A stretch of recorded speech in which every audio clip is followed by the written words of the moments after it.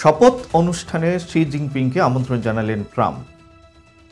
আসসালামু আলাইকুম, আপনাদের সাথে রয়েছে আমি রফিকুল ইসলাম। এতক্ষণ শুনছিলেন সংবাদ শিরোনাম, এবার বিস্তারিত। যুক্তরাষ্ট্রের নবনির্বাচিত প্রেসিডেন্ট ডোনাল্ড ট্রাম্পের শপথ অনুষ্ঠান আগামী ২০ জানুয়ারি অনুষ্ঠিত হতে যাচ্ছে।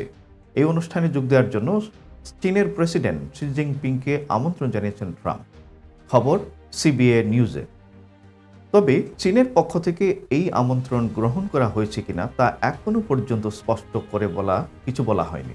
এ নিয়ে ওয়াশিংটনে নিযুক্ত চীনা দূতাবাসের পক্ষ থেকে জানতে চাওয়া হলে কোনো মন্তব্য করতে রাজি হয়নি। গত মাসে ট্রাম্প বলেছেন, প্রেসিডেন্ট হিসেবে দায়িত্ব নেওয়ার প্রথম দিনে চীনের বিরুদ্ধে ব্যবস্থা নেবেন। গত ২৫ নভেম্বর ট্রাম্প বলেন, চীন সরকার যতদিন পর্যন্ত সিনথেটিক ওপিওড ফ্যান্টালাইন বা কৃত্রিম ওপিওড পাচার বন্ধ করবে না, ততদিন পর্যন্ত চীনের উপর অতিরিক্ত 10% শুল্ক আরোপ করে থাকবে।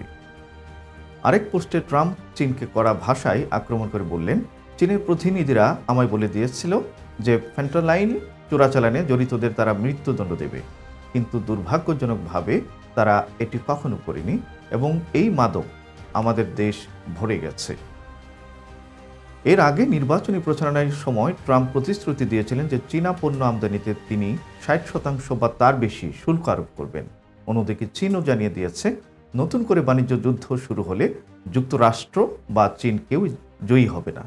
দর্শক, এই ছিল এখনকার সংবাদে। পরবর্তী সংবাদ দেখার আমন্ত্রণ জানিয়ে এখানেই শেষ করছি। আল্লাহ হাফেজ।